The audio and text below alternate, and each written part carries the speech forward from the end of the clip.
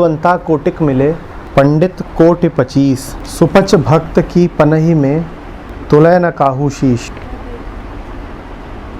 पंडित भक्त से क्यों निम्नतर है? हाँ,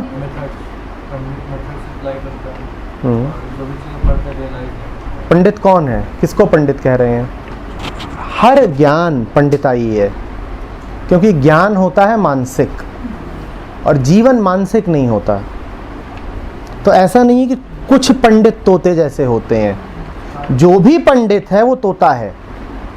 तो पंडित माने ज्ञान, जहाँ भी ज्ञान है वहाँ ही तोतापन है। इसीलिए कह रहा था अभी कि ये कुछ शब्द पकड़ लोगे ना, अगर द्वैत की मार, समर्पण, तो तुम तोतिया जाओगी। कि शब्द तो मिल गए हैं, उन शब्दों का जीवन से क्या लेना देना है?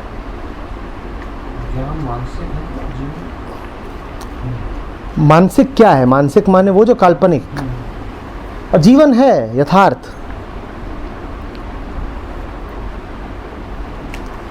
पंडित के पास क्या है और भक्त के पास क्या है? भाव नहीं है भक्त के पास।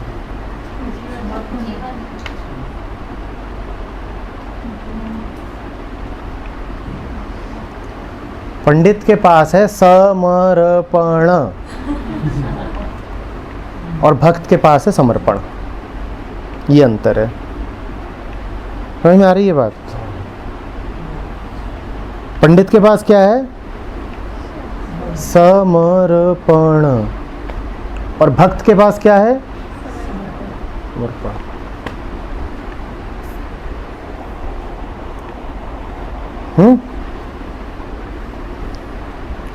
पंडित जिन शब्दों को सिर्फ छू सकता है, भक्त उनमें जीता है।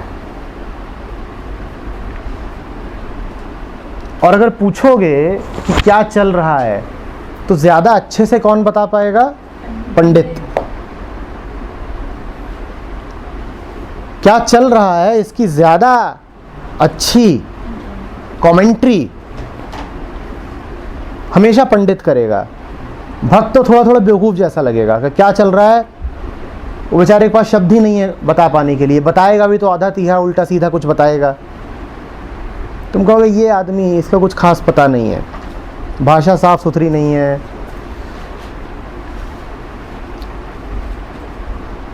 इसकी तो अभिव्यक्ति ही गड़बड़ है। पंडित की अभिव्यक्ति बिल्कुल साफ होगी, एक एक शब्द उसका घिसा हुआ, निखरा हुआ होगा।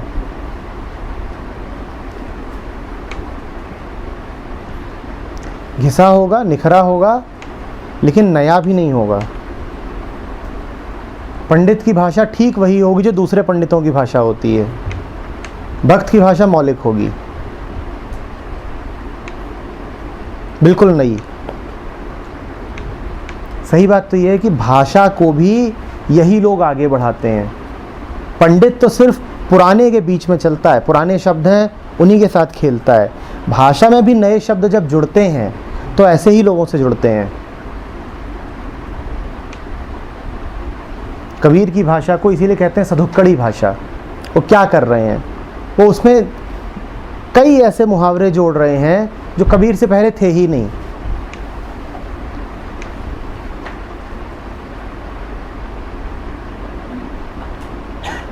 पंडित उधार की भाषा बोलेगा। पंडित कहेगा ये बात शास्त्रोक्त है, फलानी जगह लिखी है, चलो बोल दो। भक्त कुछ बिल्कुल नया बोल जाएगा।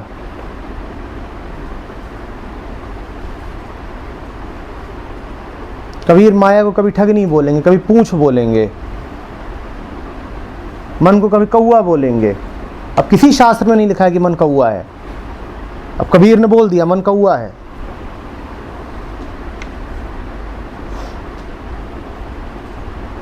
किसी शास्त्र में नहीं लिखा है कि गूढ़ ब्रह्म ज्ञान देने के लिए तुम कुलाल का और सूप का इस्तेमाल कर सकते हो।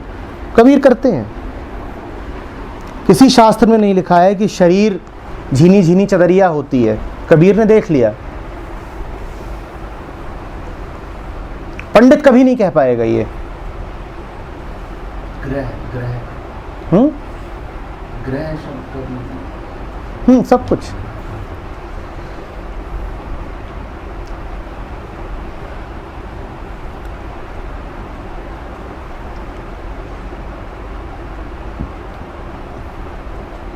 किसी शास्त्र में नहीं लिखा है कि घड़ियाल को मार दो।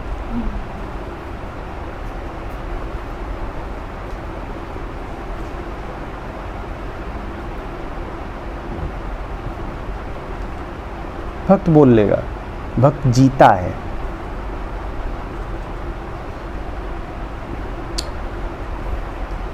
उसका नतीजा क्या होगा? नतीजा ये भी होगा कि ठीक तब जब विशेष जरूरत होगी, जब जीवन ही परीक्षा ले रहा होगा, तब पंडित की आवाज बैठ जाएगी।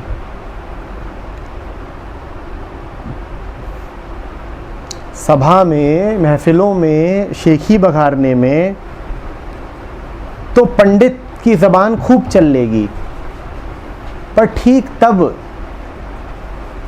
जब जीवन परीक्षा ले रहा होगा, पंडित के होंठ सिल जाएंगे, तब भक्त बोलेगा।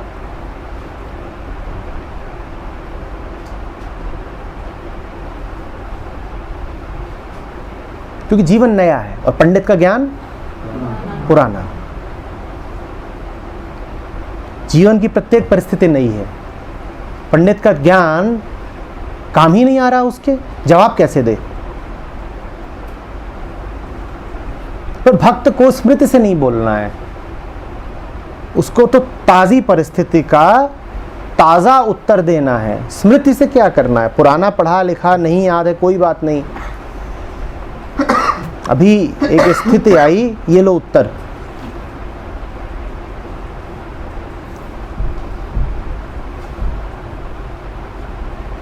पंडित के पास अवेयरनेस नहीं, उसने तो रटा है, परिस्थितियां तो नहीं, क्या बस एक बेटा बहुत सूक्ष्म अंतर है। जिसको तुम रटना बोलते हो और जिसको तुम समझना बोलते हो, दोनों एक हैं। तुम अभी अभी पढ़ाई से बाहर आए हो, वहाँ तुमने दो भेद करे हैं। तुमने एक भेद करा है उन लोगों का जो रटते हैं, और दूसरा तुम उन लोगों को जानते हो कि जिन्होंने सिर्फ रटा नहीं, समझ भी लिया। समझना तो एक थिंकिंग बेस्ड प्रोसेस है। उसके अलावा और क्या होता है? कोई तीसरी चीज़ भी है क्या? हाँ, अगर कोई चीज़ मैं आपसे यहाँ पे मैंने सुना, समझा, अपनी लाइफ में अप्लाई नहीं किया, तो मेरे को अंडरस्टैंडिंग आएगी कहाँ? बिल्कुल गलत कह रहे हो, बिल्कुल ही गलत कह रहे हो। सुन करके उसे लाइफ में अप्लाई करना तो पूरी तरह से रटना है। पंडित ही खूब कर लेता है, पंडित शास्त्रों से जो कुछ सुनता है उसको लाइफ में पूरी तरह अप्लाई कर लेता है। ये नहीं है, भक्त ऐसा नहीं होता। इसीलिए कह रहा हूं कि जिनको तुम रट्टू जानते हो वो तो रट्टू हैं ही, पर जिनको तुम समझदार जानते हो वो भी रट्टू हैं। तुम सिर्फ रट्टुओं को ही जानते हो। जिनको तुम रट्टू जानते हो वो तो बेशक रट्टू हैं, पर जिनको तुमने समझदार समझ रखा है वो भी रट्टू हैं।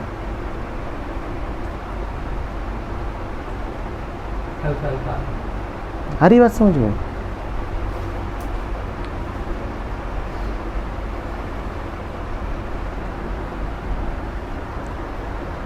समझने का तात्पर्य ये नहीं होता कि शब्द का उचित अर्थ कर लिया। समझने का ये भी तात्पर्य नहीं होता है कि जो सुना उस पर अमल करना शुरू कर दिया ना। समझने का अर्थ ये होता है कि मैं ही बदल गया। मैं अमल कैसे करूंगा? अमल करने वाला ही बदल गया। मैं कैसे अमल करूंगा उस बात पे? अगर तुम इस कमरे में आए, तुमने मेरी बात सुनी और जा करके तुम ही उसको कार्यान्वित करने लगे, तो क्या फायदा हुआ? नहीं समझ में आ रही बात? कहाँ बदल गए? तुम आए, तुमने कुछ सुना और तुम कह रहे हो अब मैं जा करके इसको प्रैक्टिकली एग्जीक्यूट करूंगा, तो कुछ नहीं हुआ। पर तुम्हें ऐसा लगेगा देखो सब कुछ हो गया, सुना भी और कर भी दिया, पर कुछ नहीं हुआ। क्यों नहीं हुआ?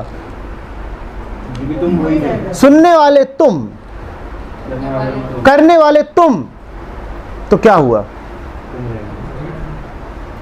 क्या हुआ? सिर्फ रटा है, सिर्फ रटा है।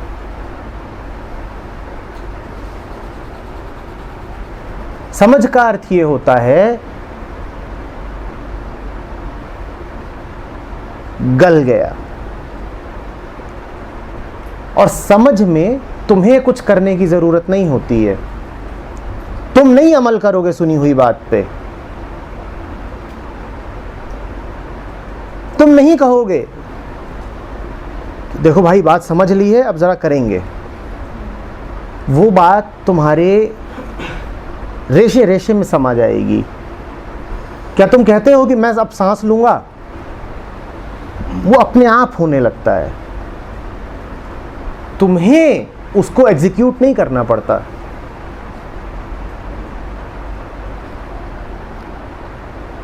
जब तक विचार के कारण कर्म हो रहा है तब तक समझ नहीं आई है।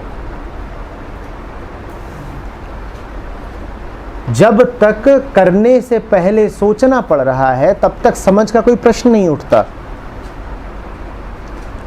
जब तक कर्म के पीछे कोई कारण मौजूद है तब तक कुछ नहीं समझे। बात पे गौर करिएगा। आम तौर पे आप कहते हो कि मैं तब समझा जब आप पूरे तरीके से तर्क दे पाओ कि कोई कर्म क्यों हो रहा है।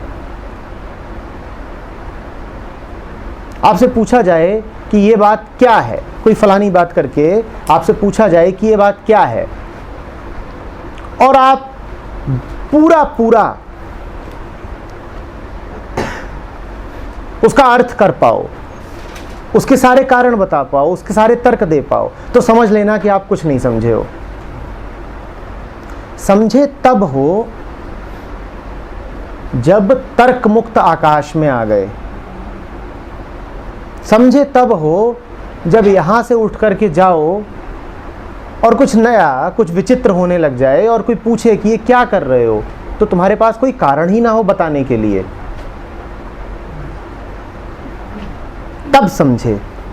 अगर तुम्हारे पास कारण है, तुम यहां से गए और तुमने यहां से जा करके उपनिषदों का पाठ शुरू कर दिया और किसी ने पूछा कि क्यों पढ़ रहे हो, तुमने कहा वो गए थे वहां, वो बैठे थे, उन्होंने कहा कि पढ़ने से फायदा होता है, तो हमने पढ़ना शुरू कर दिया। तो तुम क्या समझे? तुम रट के आ गए हो, तुम पंडित हो, तुम बहुत बड़े पंडित हो। तुम्हारे पास कारण है। वो कारण क्या है? कारण हमेशा अतीत में होते हैं। तुम्हें भी अतीत का एक कारण मिल गया। क्या कारण मिल गया? किसी दूसरे व्यक्ति ने तुमसे कह दिया कि पढ़ने से लाभ होगा। ये कारण है, ये कारण है। पर तुम यहां से उठ के गए और अचानक कुछ होने लग गया। अब क्या होने लग गया? कुछ भी हो सकता है या कुछ नहीं भी हो सकता है। तलाश मत करने लग जाने कुछ अब नया होना ही चाहिए।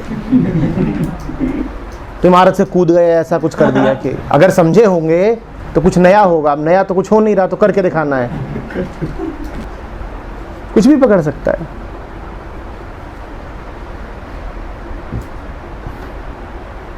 कोई पूछेगा हाँ भाई ऐसा क्यों कर रहे हो, पता नहीं, अकारण है, और इतना क्या कि फिर उसकी ओर देखेंगे। सही वाला है ना?